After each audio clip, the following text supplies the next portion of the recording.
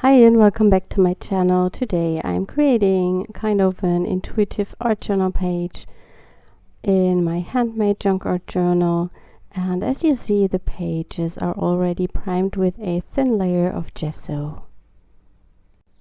I'm just starting with the Neocolor crayons and scribble them onto my page. I find this process super relaxing and also inspiring.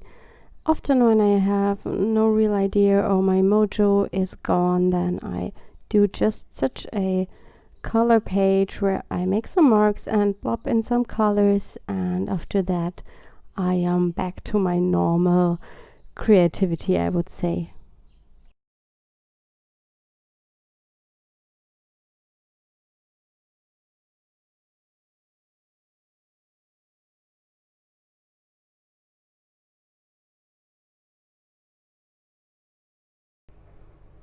I'm using just a brush with water to spread the color around.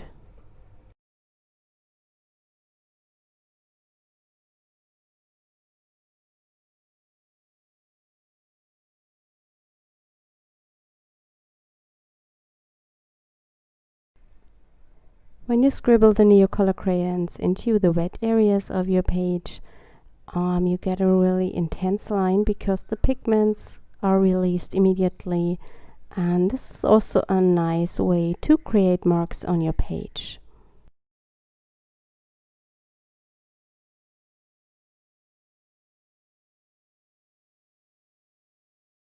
In addition to the Neocolor crayons, I'm also using my black watercolor pencil. This is one from Faber-Castell. It's from their Magnus series and it's a jumbo pencil, and I really love this one to make marks on my page, especially in the wet areas. And when I'm working on drier areas and I want to get a really deep black line, then I dip the nib of the pencil into some water, and then you can create really intense marks. Here I'm using a sandpaper and I just add some of the Inktense pencils. These are watercolor pencils onto my page. This gives a really interesting texture.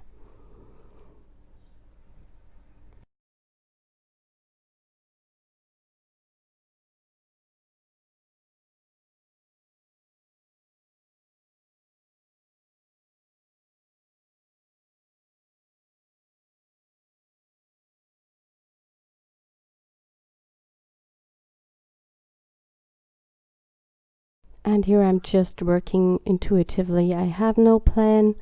I just try out different color combinations and I create some marks on the page, and this is really just for fun. And of course, as always, there is a link in the video description to my blog where you will find close-up images of this project.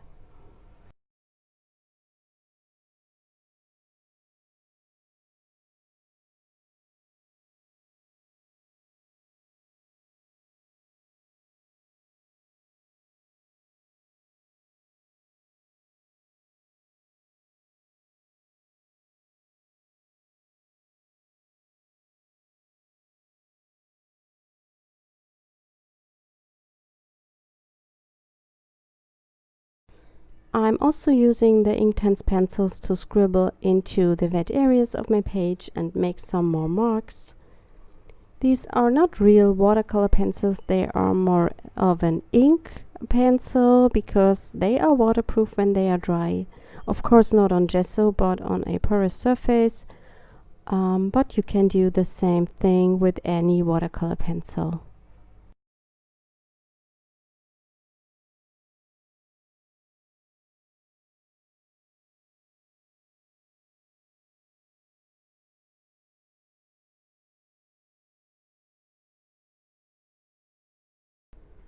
I did kind of a similar video a while ago, and I will link this up in the top right corner info box of the video screen.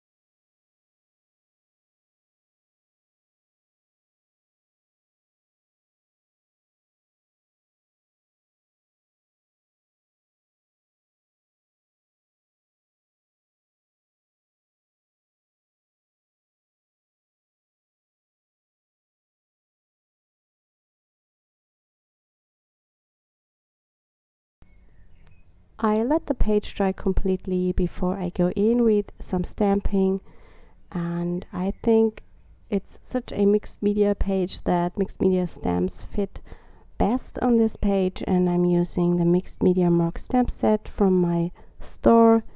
You will find them linked up all in the description box, and I also list all the materials I've used on this page. For stamping, I'm using Staz On Inks and Archival Inks.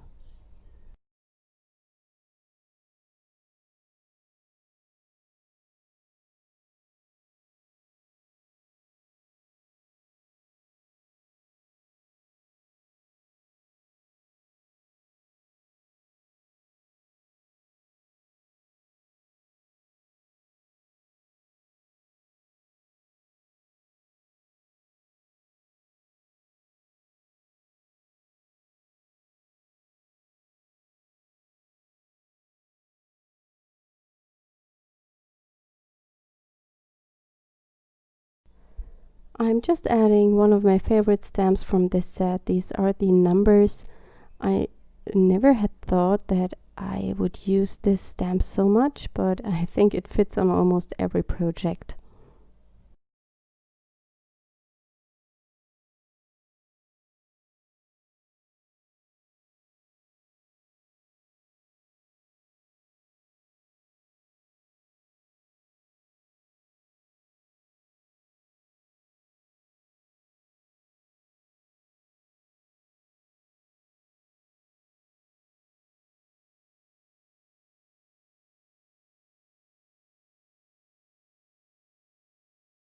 What I also really like is the texture of stitching, and here I'm using one of the stitching borders and create some more marks.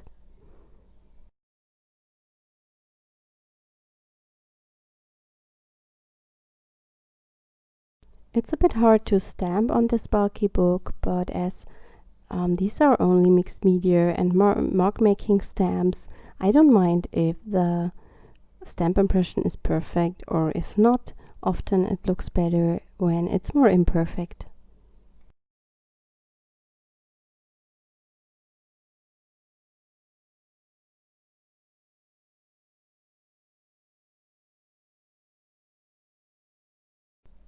And I think I am done with the page. What I'm doing is I add some words as a sentiment, and that's the finished piece. I hope you enjoyed today's video. Thank you so much for watching, and I hope you see us next time. Bye!